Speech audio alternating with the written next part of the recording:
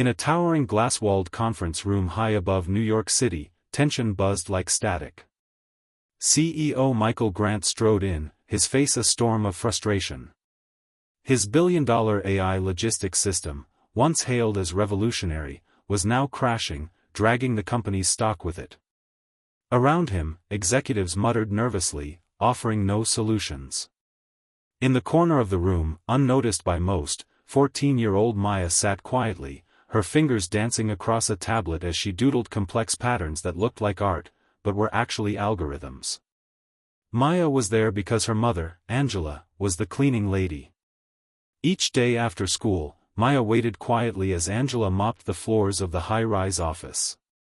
No one paid her much attention, just the cleaning woman's kid.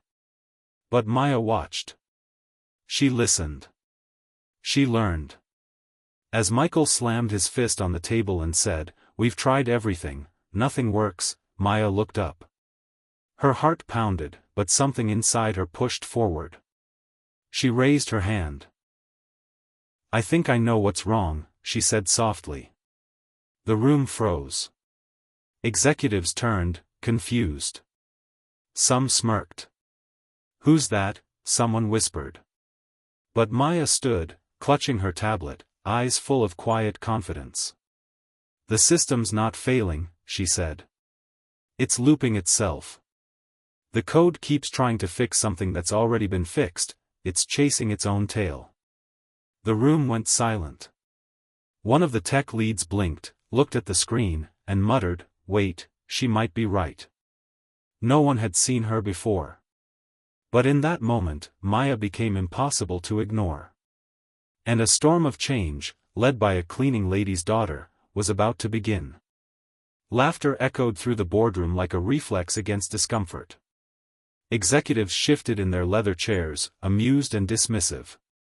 "This isn't a classroom, sweetheart," one VP said with a smug grin, his voice coated in condescension. Maya's cheeks flushed, but she didn't back down. She took a breath, straightened her shoulders, and stepped forward, gripping her tablet like a shield. "The code loop isn't recursive," she said calmly, her voice surprisingly steady. "It's chasing its own tail, trying to correct something that isn't broken anymore." Michael Grant stared at her, caught between disbelief and curiosity. A silence fell, not the awkward kind, but the kind that came just before something extraordinary. "Show me," he said. Trembling, Maya approached the giant touch screen that filled one wall of the room. The executives leaned in, unsure what to expect. She scanned the code lines for a moment, then quickly rewrote a small section, maybe 5 lines, no more. The screen blinked, paused, then recalibrated. A green progress bar filled smoothly. No errors. No warnings. The AI system had stabilized. Everyone sat frozen. The only sound was the hum of the ventilation and Maya's shallow breathing.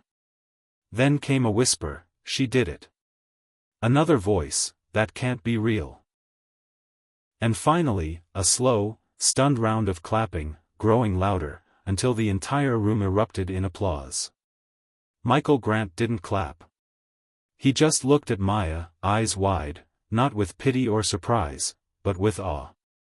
For the first time in her life, Maya wasn't invisible. She was undeniable.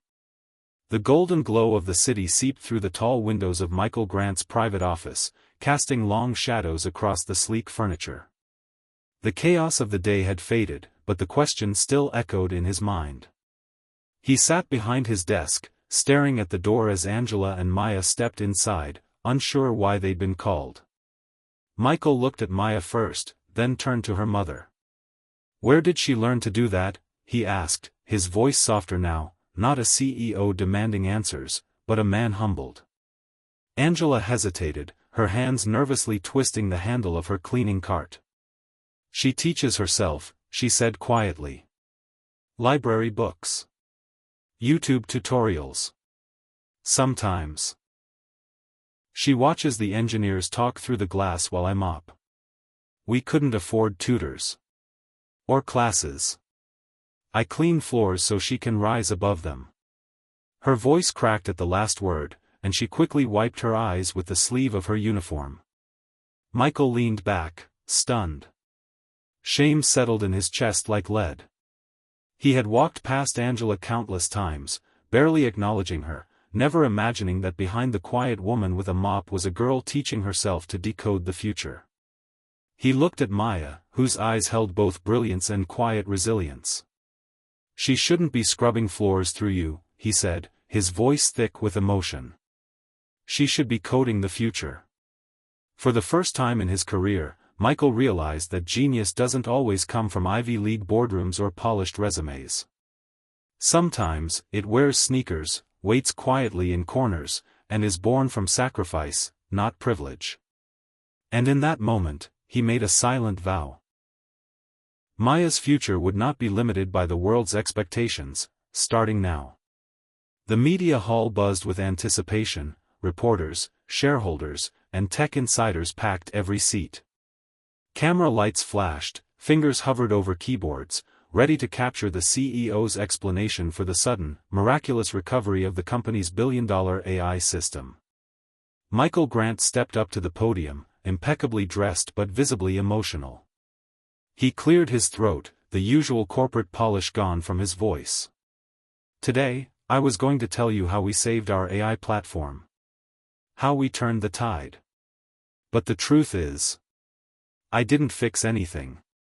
Murmurs rippled through the crowd.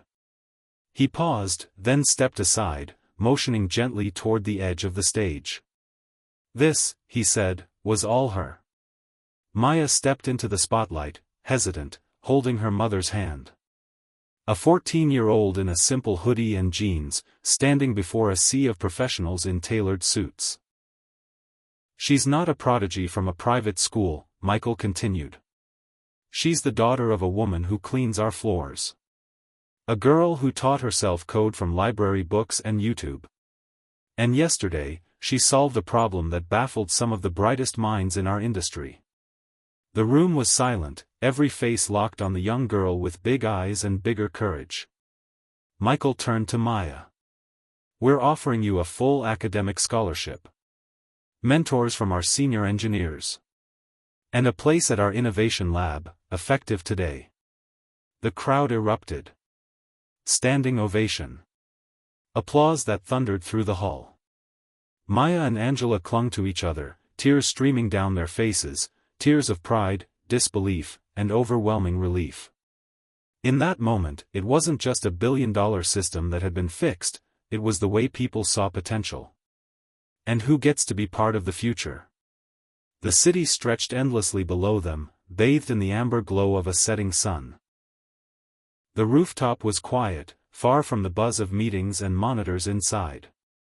Maya stood at the edge, now a year older, taller, more confident, her white lab coat fluttering in the breeze. She clutched a laptop in one hand, the badge on her chest reading, Lead Junior Developer, Innovation Lab. Beside her stood Angela, still in her cleaning uniform, though she hadn't touched a mop in months. Her eyes were full, of pride, of memories, of a journey that once felt impossible. Maya exhaled deeply, eyes scanning the skyline. "Mom," she said, voice soft but certain, "one day I'll buy you this building." Angela turned to her daughter, smiling with tears in her eyes.